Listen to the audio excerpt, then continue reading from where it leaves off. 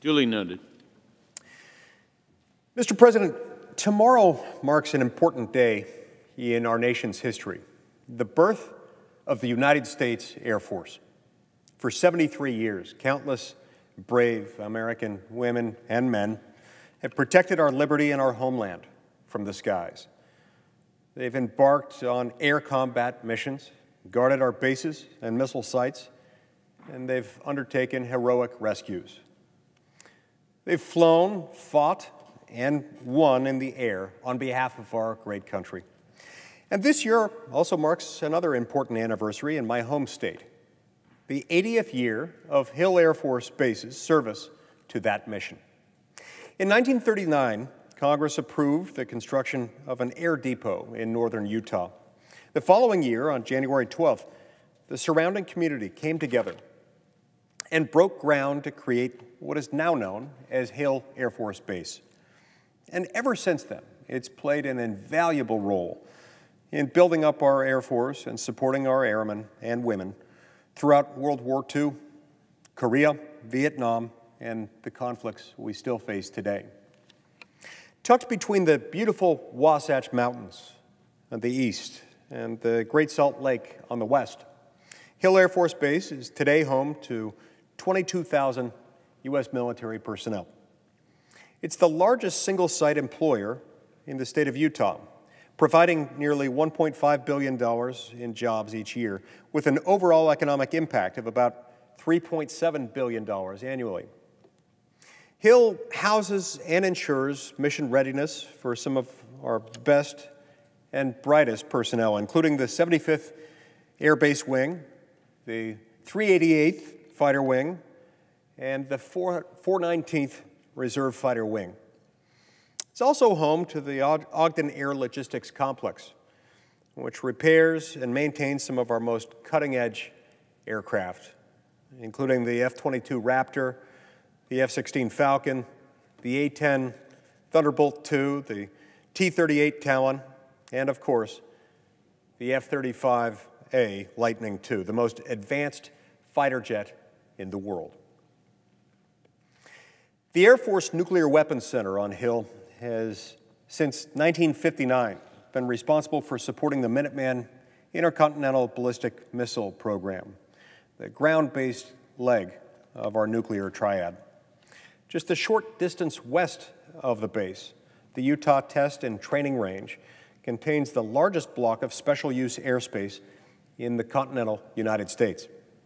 The range provides an ideal location for testing and evaluation of weapons and training grounds for combat, ensuring that our airmen are prepared to win any conflict we enter into with decisive and conclusive air power. There's no question that Hill Air Force Base oversees vital national security assets for the United States Air Force. The Air Force and our country are better off as a result of its existence. But there's something even more important that makes Hill the exceptional place that it is, and that's its people. The patriotism, work ethic, and community support are unmatched anywhere else in the country, or in the world for that matter. Every commander who serves a 2-year rotation at Hill always says the same thing, that the community support is stronger at Hill Air Force Base than any other base where any one of them happens to have served. I'm proud to say that in Utah, we go above and beyond to aid our military and to support their families, as well we should. According to the 2019 Support of Military Family Report, Utah ranks among the top destinations for military families transitioning to a new duty station. 2 of the 3 highest-ranking Air Force installations were in Utah, Hill Air Force Base and the Roland Wright Air National Guard Base in Salt Lake City. And a key reason for this has been Utah's work to improve professional license reciprocity for military spouses. Among the many challenges that military families face, one of the greatest is that spouses working in fields requiring occupational licenses often suffer huge setbacks as a result of the barriers put in place by these occupational licensing regimes in the various states. Faced with the 50-state patchwork quilt of licensing laws, these spouses are forced to spend thousands of dollars and sometimes thousands of hours on top of those thousands of dollars just to obtain licensure every single time they move to a new state. Even if they have previously acquired years or even decades of experience and licensure in another state. And oftentimes, by the time the new license in the new state, in the new duty station, has been processed, it's already time for the family to move yet again for the next military assignment. This isn't fair.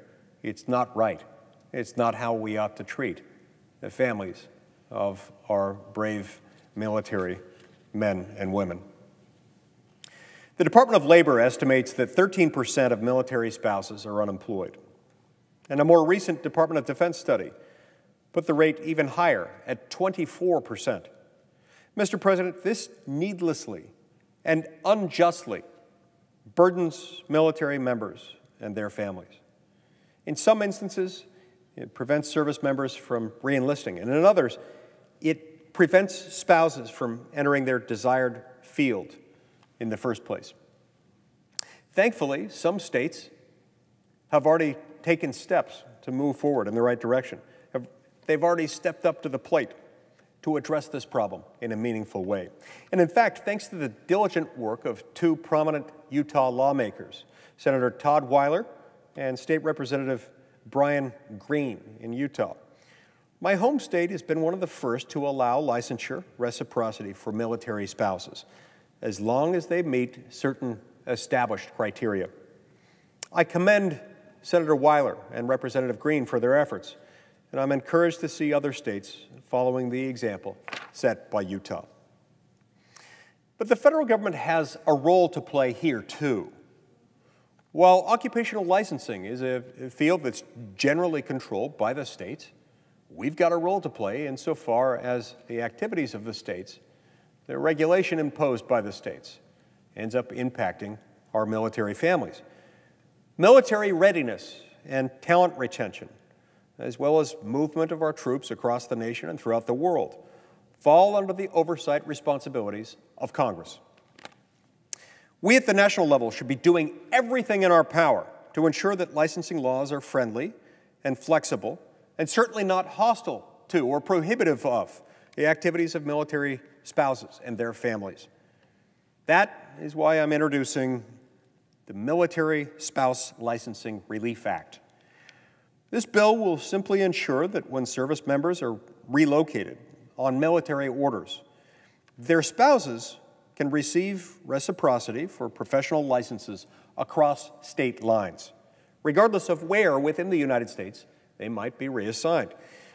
In order to receive reciprocity under this bill, a license would have to be in good standing according to the requirements of the jurisdiction that issued the license in the first place.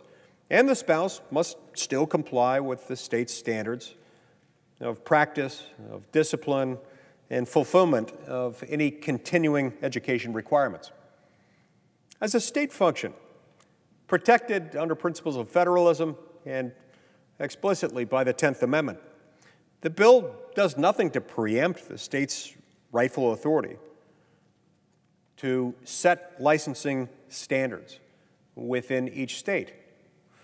Mr. President, we owe a great debt of gratitude to the men and women who give so much to protect our nation, whether on the land, the seas, or in the skies.